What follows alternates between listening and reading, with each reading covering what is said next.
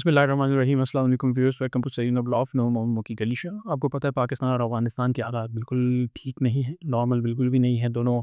ममालिक एक तरीके से अगर मैं कहूँ हालत जंग में है तो ये गलत नहीं होगा। ये हालात इनके कुछ अर्सा पहले ख़राब हुए थे, लेकिन अब पाकिस्तान ने जब ये चीज़ महसूस की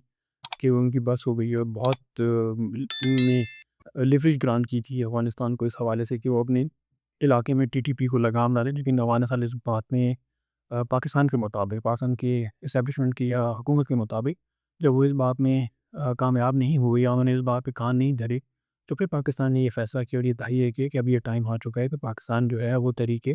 तालिबान पाकिस्तान के ऊपर अफ़गानिस्तान के अंदर उनके ठिकानों के ऊपर अटैक करे।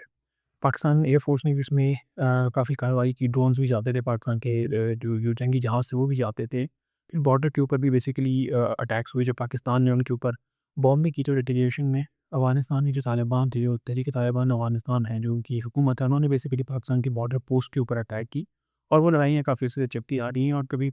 तालिबान जो है अफ़गानिस्तान के वो क्लेम करते हैं कि उन्होंने पाकिस्तान का बहुत नुकसान किया है और कभी पाकिस्तान क्लेम करता है कि पाकिस्तान ने उनका बहुत नुकसान किया है। अब ये खबरें चल रही हैं कि पाकिस्तान ने 30 से 32 किलोमीटर तक का जो एरिया है वो अफ़गानिस्तान का बेसिकली पाकिस्तान ने उस पे कब्ज़ा कर लिया है या वो हासिल कर लिया है। और उसके अलावा 500 से 600 जो तालिबान हैं वो उनको मार दिया गया है, टैंक्स उनके काफ़ी तबाह कर दिए गए हैं और पाकिस्तान की तरफ भी डेफ़िनिटली जो आप कह लें कि अवाक भी है। अब नाउ द पॉइंट इज़ कि अच्छा, इसके अलावा ये भी न्यूज़ है कि जो इंडिया की तरफ से वो भी पोस्टिंग ठीक नहीं है, क्योंकि इंडिया की तरफ से भी इंडिया भी इस मौके की तलाश में है कि किसी तरीके से पाकिस्तान जो है वो वेस्ट की तरफ एंगेज हो और फिर इंडिया जो मई की जंग का बदला ले सके पाकिस्तान से, क्योंकि इंडिया को भी नुकसान तो उसमें बहुत ज़्यादा हुआ था। तो अब इंडिया की तरफ से भी पोस्टिंग ठीक नहीं है, क्योंकि उनकी भी जो इंडियन एयर फ़ोर्स है वो बेसिकली एक्सरसाइज़ कंडक्ट कर रही है बहुत बड़े लेवल पे और उससे ये सिग्नल आ रहा है पाकिस्तान की तरफ कि शायद वो पाकिस्तान के ऊपर फ्यूचर में या नियर फ्यूचर में वो पाकिस्तान के साथ कोई ना कोई थोड़ा बहुत मसला करे।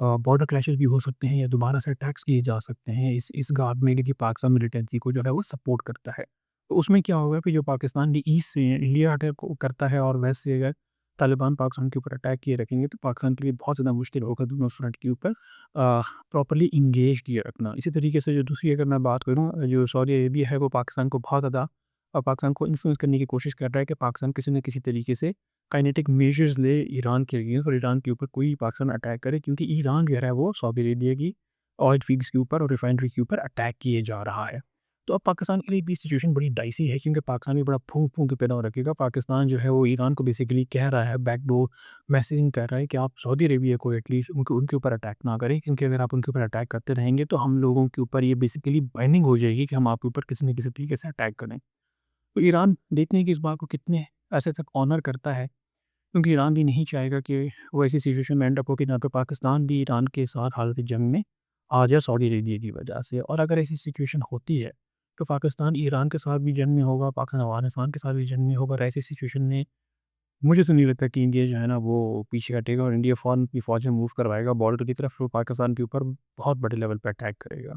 और जब वो अटैक करेगा तो डेफ़िनेटली इस बार वो अपनी नेवी को भी इस्तेमाल करेगा, क्योंकि उनको बहुत ज़्यादा अपनी नेवी के ऊपर मान है। उनको अपनी नेवी की स्ट्रेंथ और नेवी की टेक्नोलॉजी के ऊपर मान है। उनको पता है कि पाकिस्तान की जो नेवी है वो इन कंपैरिज़न टू इंडियन नेवी बहुत छोटी है, तो वो पाकिस्तान की नेवी को बेसिकली सबड्यू करने की कोशिश करेंगे, ताकि दुनिया में बेसिकली हेडलाइन्स बने, क्योंकि जो मई के अंदर बेसिकली उनकी रुसवाई हुई है और जो उनकी बदनामी हुई है इस हवाले से कि उनकी जो प्रोफ़ेशनल एक्यूम है उसके ऊपर बहुत बड़ा सवाल उठा है। तो उसके हवाले से इसको वो मिटाने की कोशिश करेंगे और उनके पास जो सबसे बेस्ट ऑप्शन है, क्योंकि एयरफ़ोर्स की अगर मैं बात करूँ तो एयरफ़ोर्स में जो रेशियो भी है वो पाकिस्तान ने बहुत हद तक उसको कम कर दिया है। और दूसरी बात ये है कि पाकिस्तान की मैं अगर बात करूँ तो पाकिस्तान की जो एयरफ़ोर्स है उसने टेक्नोलॉजी के हिसाब से भी बहुत ज़्यादा महारत हासिल की है। ट्रेनिंग तो हमेशा से पाकिस्तान की बहुत ज़बरदस्त रही थी। इसी तरीके से पाकिस्तान की अगर मैं आर्मी की बात करूँ तो पाकिस्तान की आर्मी ने भी अपने आप को बहुत ज़्यादा मॉडर्नाइज़ किया है। रॉबर्ट फोर्स बनने के बाद तो पाकिस्तान आप कह लें कि और ज़्यादा मजबूत हुआ है इस हवाले से, क्योंकि ये पाकिस्तान की कमर्शियल डोमेन के अंदर जो पाकिस्तान की रीच है विद इन इंडिया वो बहुत ज़्यादा बढ़ चुकी है। इसी तरीके से मैं अगर बात करूँ तो लेकिन जो एक है नेवी में पाकिस्तान टेक्नोलॉजिकली एडवांसमेंट करने की कोशिश करे, लेकिन नंबर्स हमारे कम हैं। हमारी रेशियो 1:3 की बनती है मेरे ख़्याल में। तो उनकी क्योंकि बहुत बहुत बड़ी नेवी है उनकी, इनके पास एयरक्राफ्ट कैरियर्स भी हैं, उनके पास डिस्ट्रॉयर्स भी हैं, हमारे पास ज़्यादातर फ्रिगेट्स हैं, कॉर्वेट्स हैं, ऑफशोर पेट्रोल वेसल्स जिनको भी कहा जा सकता है, और 5 से 7 हमारे पास सबमरीन्स हैं, 8 सबमरीन्स हमारी चाइना से आनी है, लेकिन एज़ ऑफ नाउ हमारे पास 5 से 8 सबमरीन्स हैं। तो ये आप कह रहे हैं कि इन इन कंपैरिज़न टू ये हमारी मॉडेस्ट नेवी है जिसके ऊपर वो बहुत ज़्यादा उनको घमंड है कि वो हमारी नेवी को बेसिकली सबड्यू कर जाएँगे। लेकिन जब हमारी उनके साथ कन्फ्रंटेशन होगी तो वो सिर्फ़ ये तो नहीं होगी कि सिर्फ़ हमारे नेवी के जहाज़ आके उनको एंगेज करेंगे। डेफ़िनेटली जो हमारी एयर आर्म है, जो हमारी एयर फ़ोर्स है, वो भी फिर इंडियन एयर फ़ोर्स को सी के अंदर अटैक करेगी, क्योंकि जो हमारी नेवी की जो डॉक्ट्रिन है वो हमेशा से डिफेंसिव है। हम जाके ऑफ़ेंसिव अटैक्स नहीं करेंगे, हम अपना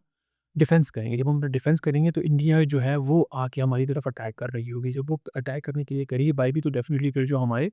जो एयर फ़ोर्स के जहाज़ हैं वो उनको बेसिकली एंगेज कर सकते हैं और हमें नुकसान पहुँचा सकते हैं। तो इस तरीके से जो हमारी एयर फ़ोर्स की जो और जो नेवी की जो आपस में कोलैबोरेशन है, उसके बाद हम एक अच्छे तरीके से जो शो है वो प्रेज़ेंट कर सकते हैं नेवल फ्रंट पे। तो ये जो मैंने आपको बता दिया कि जो सिचुएशन है जो अफ़गानिस्तान को लेके और इसकी वज़ह से पूरा जो ख़ित्ता है वो टर्मॉइल का शिकार है, chaos में है। और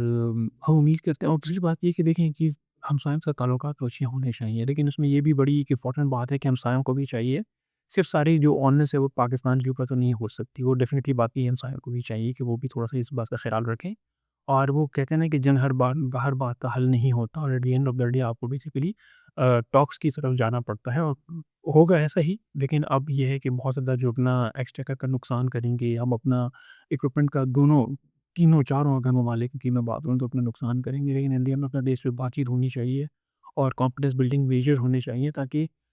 बगैर लड़े, बगैर जानें ज़ाया किए और बगैर असला ज़ाया किए